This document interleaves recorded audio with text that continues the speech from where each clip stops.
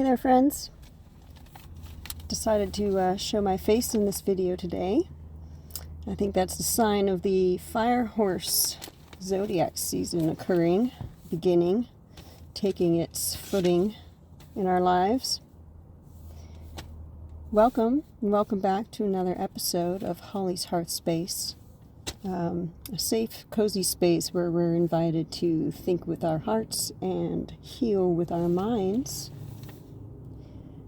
This message today is, how do you know when it's time to let go?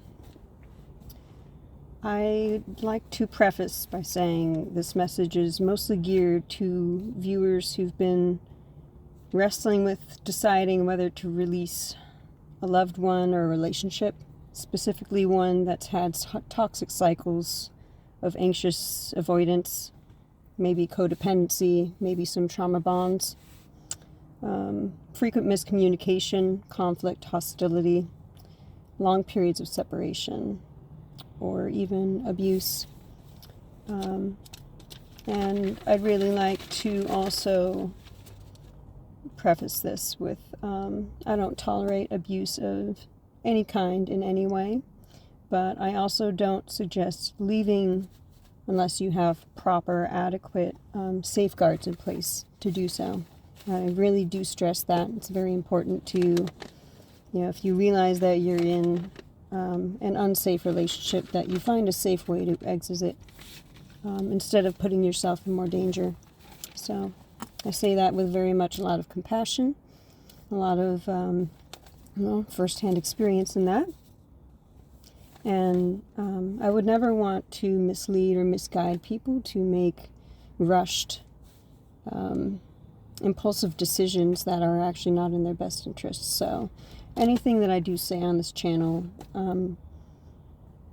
I do want you guys to know that it simply comes from first-hand experience. It's not any dictation on what decisions you should make, and I don't have any responsibility for what you choose to do with the information that you take from these videos. With that being stated, these are the things that I've come to understand when it's hard to assess whether difficulties in a relationship are a matter of lack of effort on either or both sides, or if it's truly a matter of misalignment and possibly disrespect. So I heard Eckhart Tolle sort of say in a video recently how rather than instantly focus on what another person is doing or should change inside of a relationship, allow it to give you the opportunity to look at yourself first and see how you can grow and see how you can change and what you're adding to the aspect yourself first before focusing on how to address that in the other person. So how I'd like to approach this is, acknowledging that anytime we love, care, or value another person, there's an inevitability of attachment that grows and evolves with that person. And the attachment can be on many different levels and have many different rootings, different sources that occur from these attachments, whether they are neurochemical, whether they are trauma bond related, whether they are transactional. And there can be a difficulty in knowing when it's time to release these attachments to allow a different outcome, especially when it's hard to decipher how to love a person from a distance, or how to stop loving a person. Not necessarily how to stop loving a person, how to stop being in a relationship with a person if it's not necessarily healthy for you while you still do love and care for that person. There are fear attachments also that we hold. Attachments to fear. Fear of loss, fear of loneliness, fear of missing out, fear of being ashamed for our decisions or for things not working out, or fear of being perhaps feeling like we've been inadequate or haven't done what we could or should have or were capable of doing. But truly we need to know that to have compassion for ourselves and others, we need to understand that we only make decisions based off of the knowledge we have at the time. And hindsight bias is 20/20, and we need to give ourselves compassion, knowing that we only acted with what we thought was in our best interest ever for anyone, and to allow other people that right to make those choices and to respect their decisions, even if it feels feels like a rejection, or feels like a misunderstanding, or like you weren't given enough proper opportunity to be seen for who you are, or given the opportunity to show what you are capable of. So releasing all these attachments to these outcomes and these sources of feeling like you didn't get what you would have liked to receive or have experienced. Knowing this, there's times where we think we need to or don't know what we should do with a person, and yet they still tug on us quite strongly. It could be that there's still lessons that need to be learned with this person and ways to grow from experiences with this person. Lessons of how you're personally contributing to these cycles of suffering and conflict and unmet expectation. How you may need to reflect and adjust personal rule sets that you assign to others that maybe you yourself are not capable of enacting, or maybe they're unrealistic rule sets that people in general shouldn't maybe be held to if it's a truly loving and compassionate relationship between two mutually caring beings. Also reflecting on the coping mechanisms of control that we've enacted repeatedly that have unintended consequences, such as, the need to know, or the need to understand, or the need to be understood, which then sometimes leads to more misunderstanding or more conflict than actual resolution. And understanding why we're pursuing these things so strongly if they're not actually giving us the outcome that we were intending for. It can take a lot of time, a lot of undesired experiences to finally hit a threshold of no return, where we really know that we don't want to go back to something. And unfortunately, the longer and the more we tolerate against our knowing nature that something should end, the more destructive it becomes for both people. Because one is just keeps looking for a way out, perhaps, while the other is gripping onto access to the way in. And the behavioral tolerance for control tactics keeps moving higher until both people become habituated to more excessive efforts to assert their own needs. This happens a lot in, the anxious avoidant power dynamics, or the runner-chaser dynamics, you could say, where one person is trying to assert their independence and their need to not be entrapped, while the other is trying to assert their need for affirmation and security and stability. And there's a lot of misunderstanding, right, between those two, because both people just want to feel secure and free and to be able to love freely without feeling it being chaotic or painful. But they go about it two very different ways, and they are received and perceived very different ways between the people. That's where a lot of miscommunication happens, and unfortunately, people tend to villainize and demonize each other quite quickly instead of stopping to assess and really look into the dynamic that's playing out and to realize they're dealing with another human being who also wants to be loved. And people forget how to find that mutual common ground sometimes. It can lead to a lot of dissolution of relationships before they really needed to end.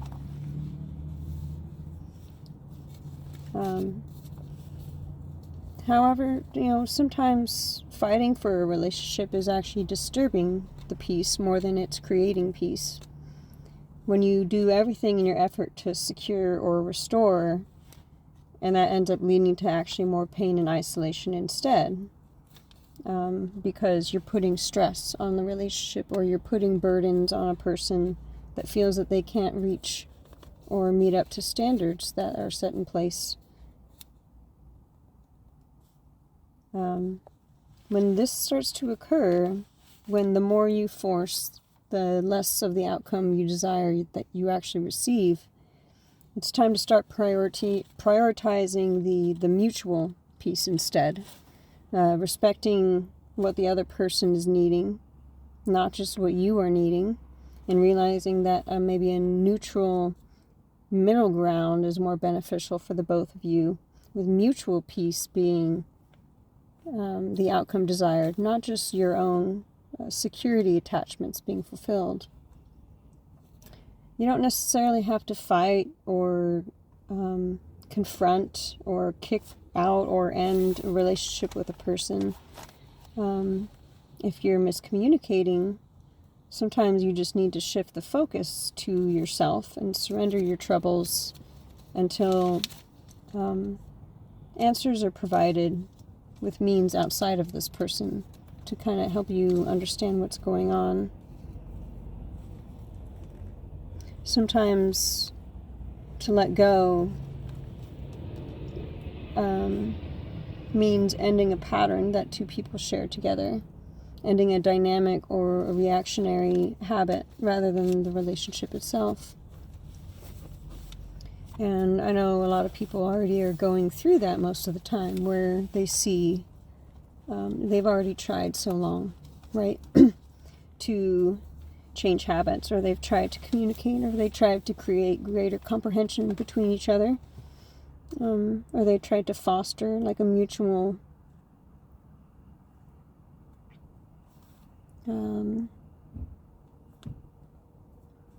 desire for growth.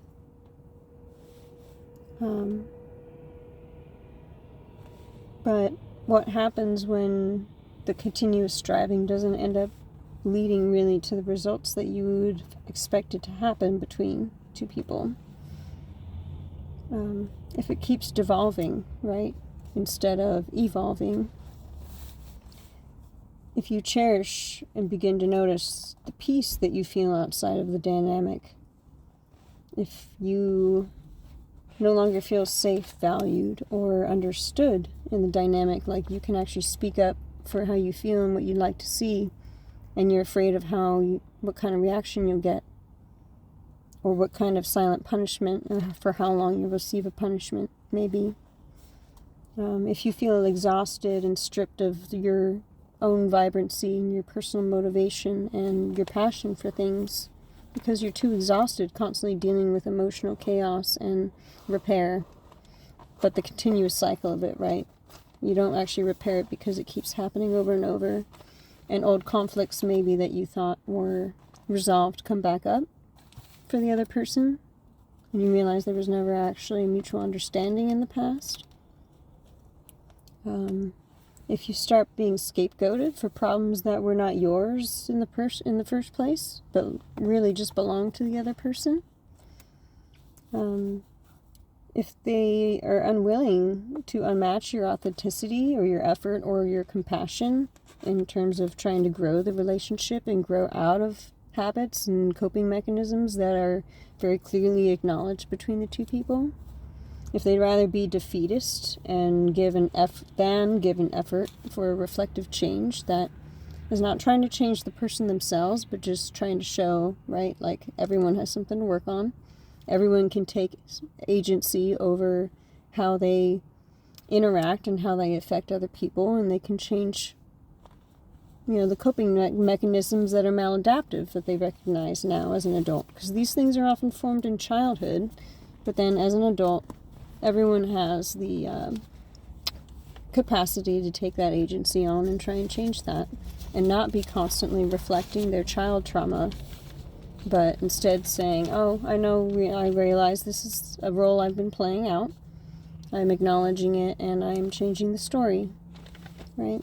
So if that's not happening with your partner and they'd rather just keep status quo, or they'd rather not address the issues that are at play, or if they belittle you or ridicule you or gaslight you, right, into thinking that it's only your problem, or that the things that you're focusing on are not of value or should not be of priority, right? These are all times and indications it's time to let go. And I know that can be hard, but usually it takes a long effort, right, of trying, and a long effort of different approaches or communication approaches. And then finally you reach a time where it's like, okay, I don't know how to keep doing this without sacrificing my emotional and mental health, maybe, or my self-respect, or without forcing what I want against the respect of the other person also.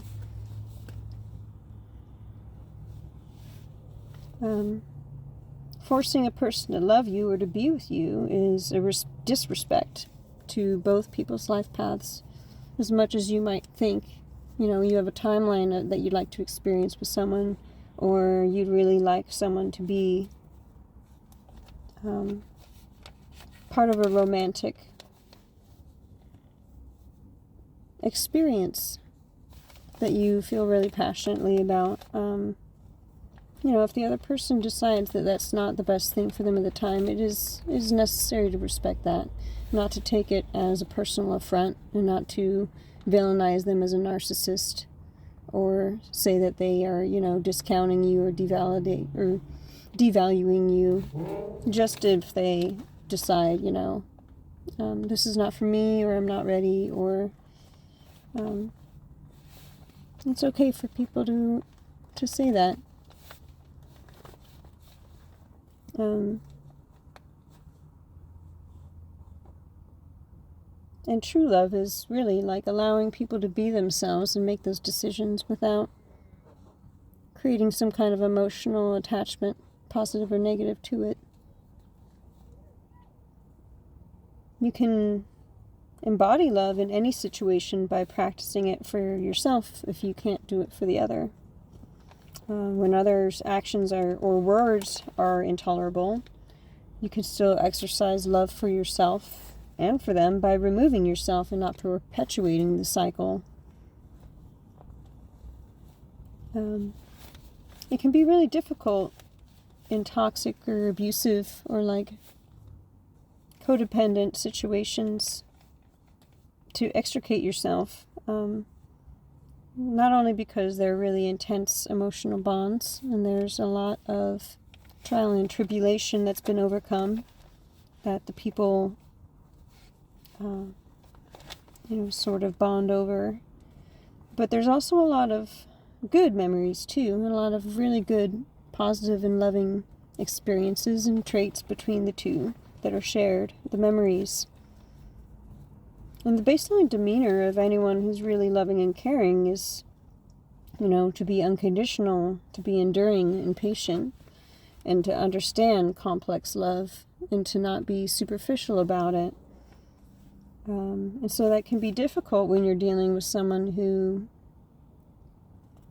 ends up being maladaptive in the ways they treat you, because naturally you would rather continue to try with them than quit and restructure your whole life without them. It leads you to think that you're strong enough to endure the abuse while you adjust and figure out exactly what type of love facilitates the best harmony. Because you can go through oversharing or overproducing love, right, and then feeling taken advantage of. Or then you can do tough love and then receive kind of a backlash from that. Or apathy and avoidance, which really ends up killing the dynamic entirely between two people, can lead to tension on its own. So instead of feeling like you're constantly adjusting to make things better between two people, You're instead slowly adapting and desensitizing yourself to greater and more intense levels of manipulation or abuse as these people you're dealing with adapt their own ways to use or control or harm you. And it's also important to be careful that, the longer you stay in abusive or toxic relationship and you develop maybe some complex PTSD from it, or maybe some new trauma behaviors because of it, these can kind of embody themselves as abusive behaviors themselves. The irritability, the lashing out, the being antisocial, or being really intolerant, maybe of others' perspectives, or of rejection or criticism. And so the very process of going through a toxic relationship with an abusive person can unfortunately rub these residual energies off on you without you knowing it, because your own body has been so stuck in fight or flight survival and nervous system dysregulation that you don't realize how much you're being a dysregulation to other people around you after the fact.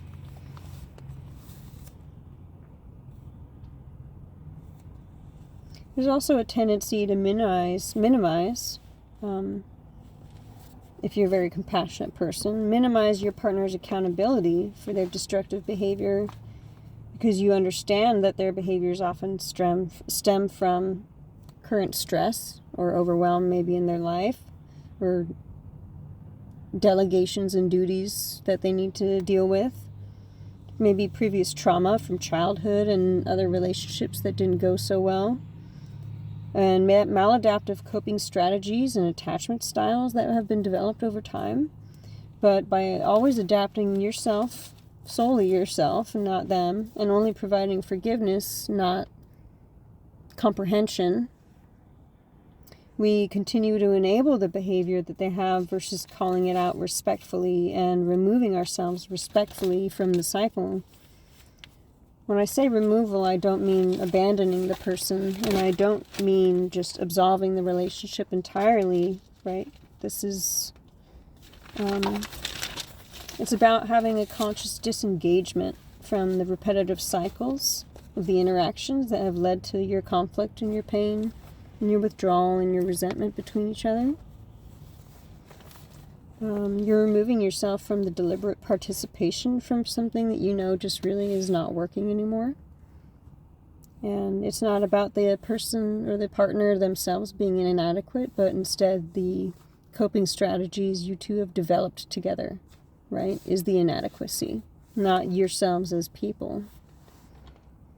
And the misalignment that you feel between you and your partner occurs often because you get stuck in a tunnel vision, right? One or the other gets stuck in these beliefs or these comprehension levels, these insufficient comprehension levels of what they're trying to achieve with their own behavior, what they think the other person is trying to achieve with their own behavior. And we get stuck often in these reactionary stories, or these outlines that we think that we have playing out, instead of getting a higher comprehension of what's going on internally, or internally in the other person.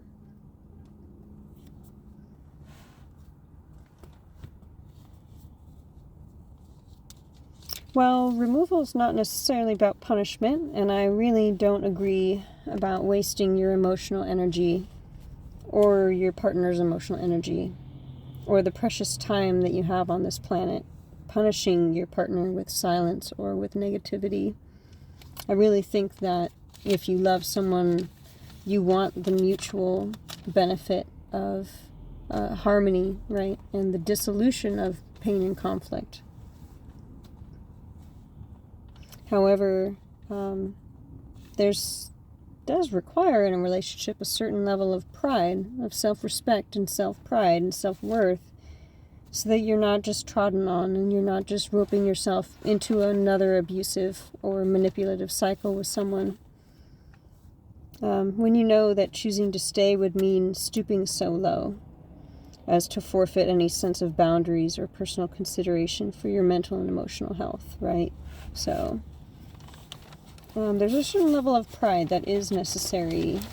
Usually we don't like the idea of pride. We think about it being cocky or arrogant or conceited, but we do need pride and ego for our own self-preservation, right?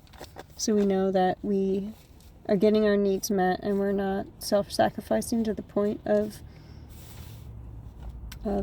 disappearing into the background framework of other people's lives and being treated poorly through the whole thing either.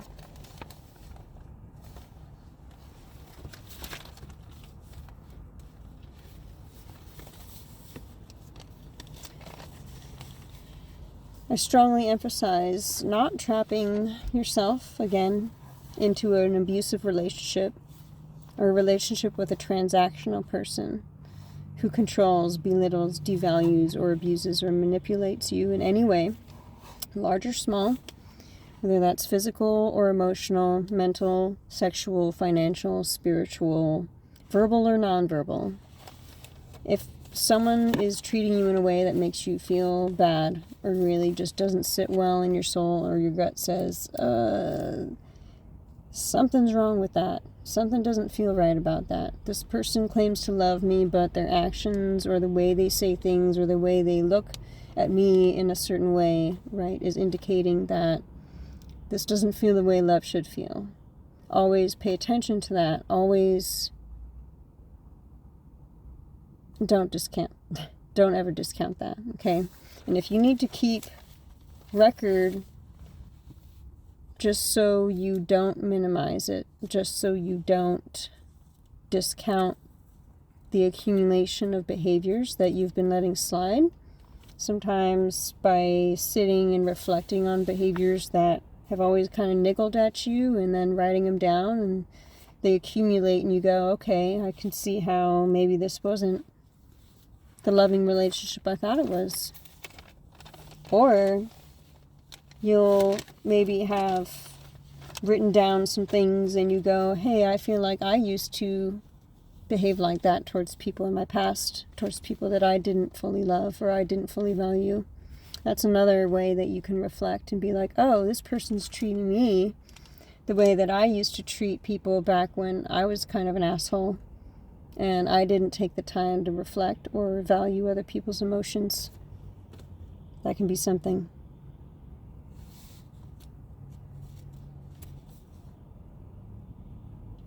So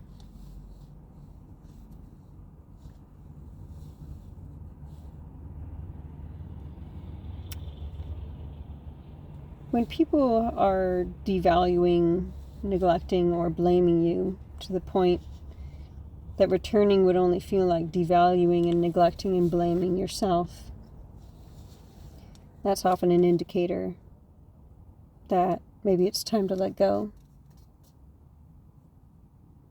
When staying no longer means fighting for a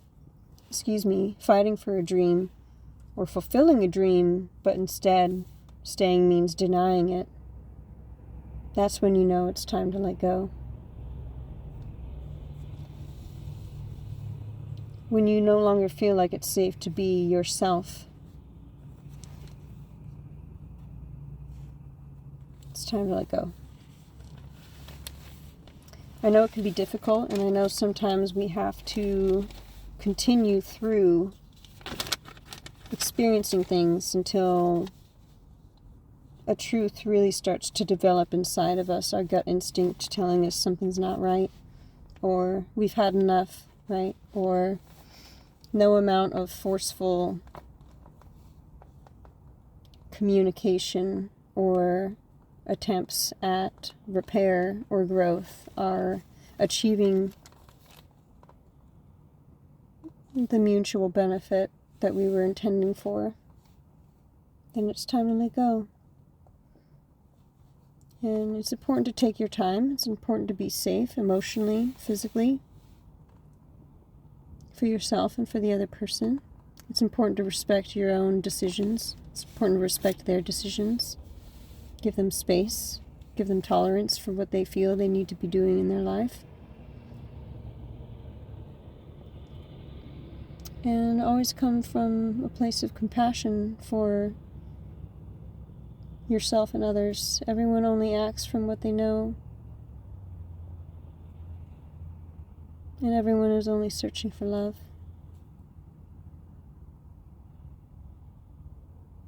And a feeling of security and acceptance in themselves.